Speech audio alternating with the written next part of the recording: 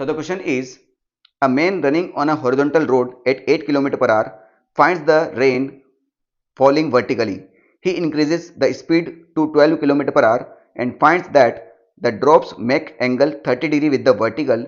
Find the speed and the direction of rain with respect to road. यानी यहाँ पर एक डायरेक्शन और एक्स्ट्रा पूछ लिया.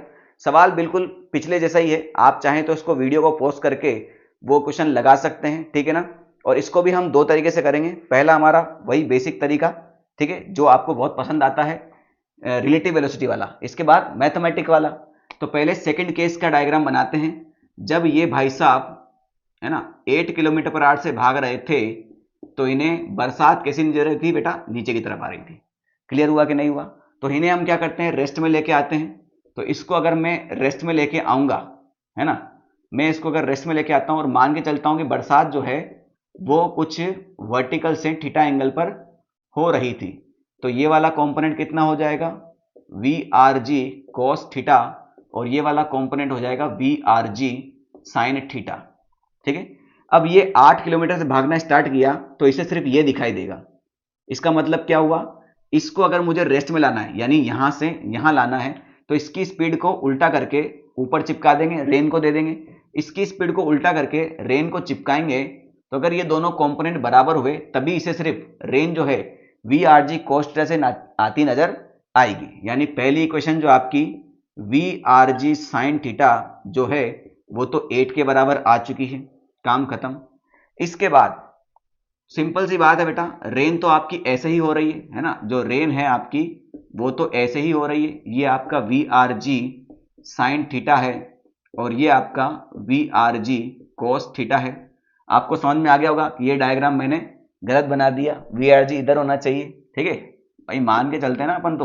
तो ये अगर इसकी स्पीड 12 किलोमीटर पर आवर है और अगर मैं इसको रेस्ट में लेके आना चाहता हूं तो इसकी स्पीड को हम क्या कर देंगे बेटा, उल्टा करके यहां चिपका देंगे. और ये स्पीड कितनी है बेटा, इसकी 8 है.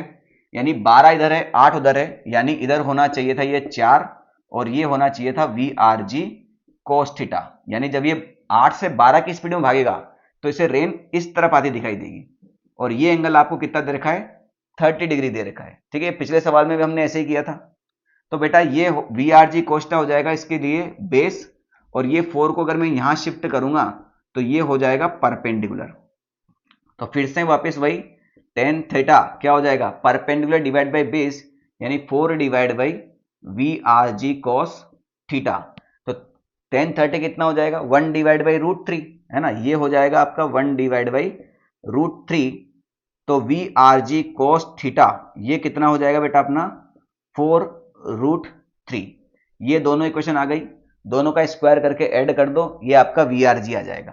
ठीक है, तो दोनों का स्क्वायर करके ऐड कर रहे हैं तो sine square theta cos square theta आपका 1 हो जाएगा. वी आर जी स्क्वायर मैंने कॉमन ले लिया, इसका स्क्वायर हो जाएगा बेटा अपना 64 और 4 का स्क्वायर 16, 16 इंटू 3 कितना हो जाएगा अपना 48. ठीक है, ऐड कर दो, 8 और 4 12, 6 और 1 7 और 4 11, तो ये हो जाएगा V R ji square.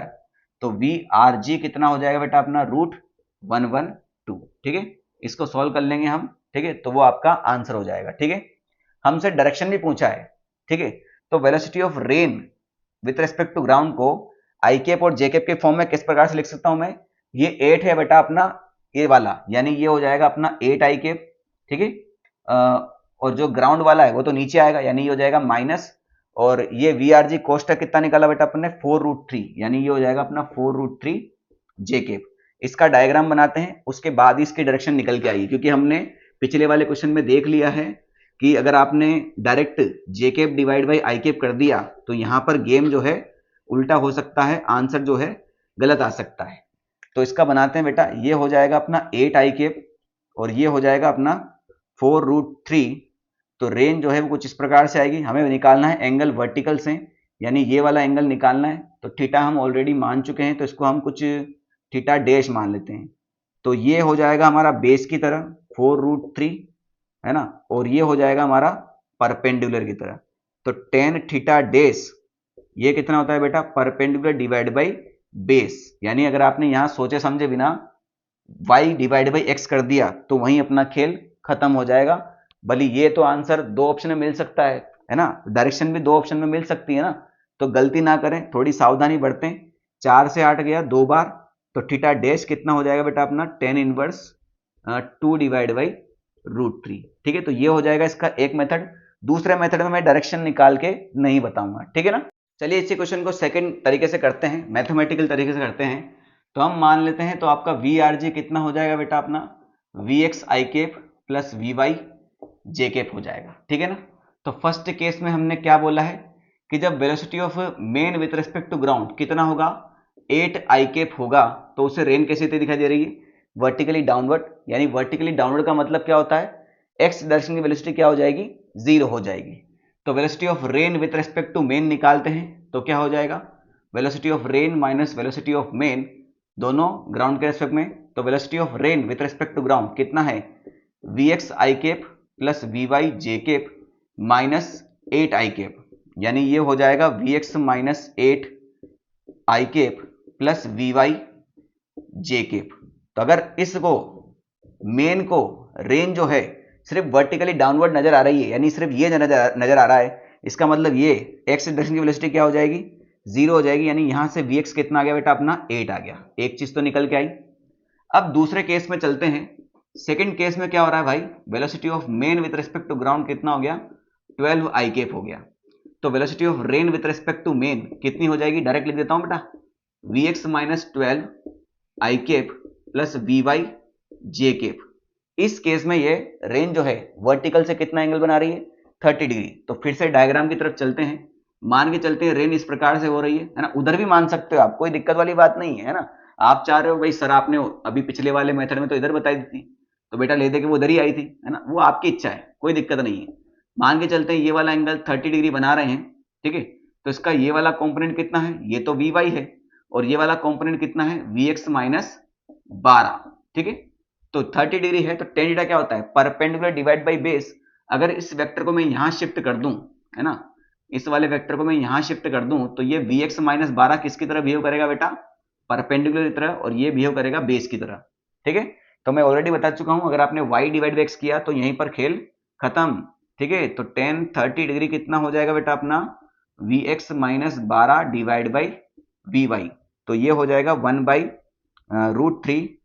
We x का वैल्यू कितना है बेटा अपना 8, तो 8 minus 12 divide by V Y. तो ये वी वाई नेगेटिव आया है, मतलब वी वाई नीचे की तरफ, ठीक है।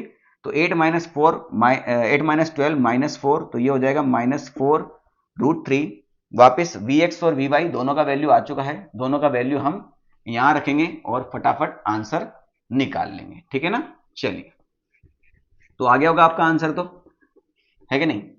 तो यहां पर कितना आंसर आ जाएगा बेटा अपना, डायरेक्ट ही कर दूं ना, क्या दिक्कत है, पहली बार तो कर नहीं रहे अपन। तो ये हो जाएगा 8 स्क्वायर प्लस 4√3 का होल स्क्वायर, यहां माइनस भी लगा दो यार, है ना, ठीक है। तो 8 का स्क्वायर हो जाएगा बेटा अपना 64, 4 का स्क्वायर 16, 16 इंटू 3 कितना हो जाएगा 48। वापिस कितना आ रहा आंसर अपना √112, ठीक है।